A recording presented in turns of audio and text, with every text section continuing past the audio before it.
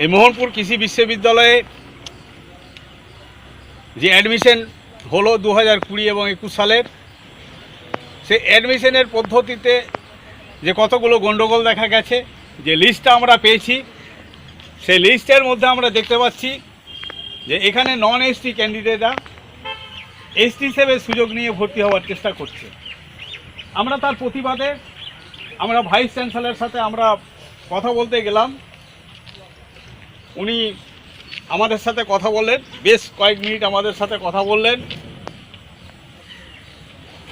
আমরা সন্তুষ্ট হলাম। উনি বললেন যে আমাদের এই মোহনপুর কৃষি বিশ্ববিদ্যালয়ে যে ভর্তির পদ্ধতি আছে, আমরা সঠিক পদ্ধতি মেনেই আমরা চলছি। কিন্তু আমরা তখন বললাম যে না, এখানে সঠিক পদ্ধতি হচ্ছে না। এখানে নন এসটি যেমন শেখ, মাহাতো বা অন্যান্য যে টাইটেলগুলো আছে, সেই টাইটেলগুলো আমাদের এসটির মধ্যে পড়ে না।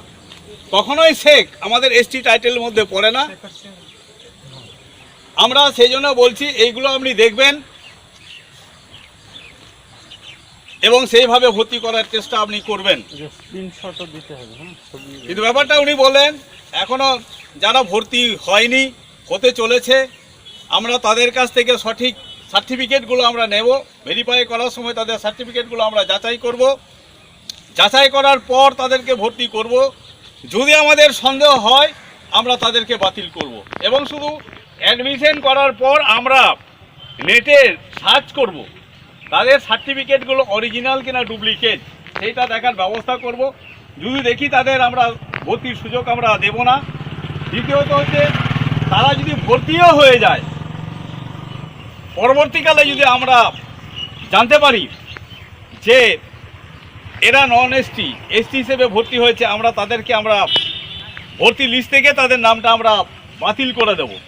এবং আপনারা যে মেমোরান্ডাম দিয়ে গেলেন, এইগুলো আমরা যত্ন সহকারে আমরা আপনাদের পড়ব এবং বিষয়গুলি বোঝার চেষ্টা করব। আপনারা যে লিস্টগুলো দিয়েছেন, সেই লিস্টগুলো থেকে আমরা দেখব নামের তালিকাটা।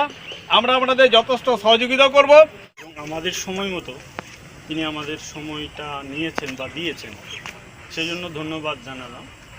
এরপরে যে কথাটা হলো সেটা আমি বললাম, স্যার আপনি তো জানেনই যে সমস্ত টাইটেলগুলো আসছে সেগুলো আমরা সন্দেহ করেছি জন্য আপনার কাছে এসেছি।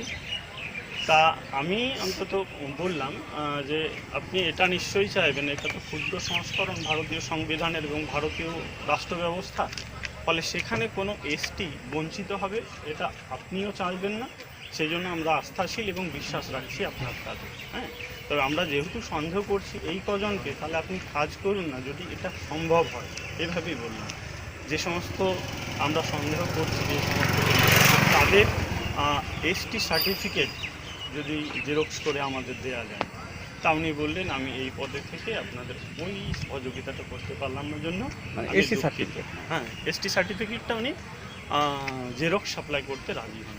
সেটা পদাধিকার বলে বা তার যে পদ সেখান থেকে বাধা থাকার জন্য সেটা সম্ভব হয়। হ্যাঁ, তবে উনি বলেছেন আর একটু ক্লারিফাই করি, ওই সুনীলবাবু যেটা বলেছেন সেটা হচ্ছে এখন যেহেতু অনলাইন অ্যাডমিশন ব্যবস্থা চালু হয়েছে, উনি যেটা বললেন অনলাইন অ্যাপ্লিকেশন হচ্ছে, সেখানে রাম শাম যদু মধু টাইটেল থাকতেই পারে।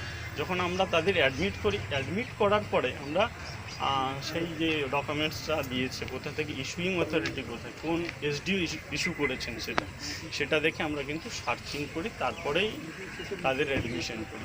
এরপরে এইটুকু তিনি দিলেন কথা যে যদি 4 বছরের তো কোর্স, কোনো স্টেজে যদি আপনারা প্রমাণ করতে পারেন বা প্রমাণিত হয় কোনো এসটি আসলে এসটি নয়, তার লিটারেচার বা তার যে স্টুডেন্টসের যে ভর্তি সেটা ক্যান্সেল হয়। এটা উনি আমাদের কথা দিয়েছেন।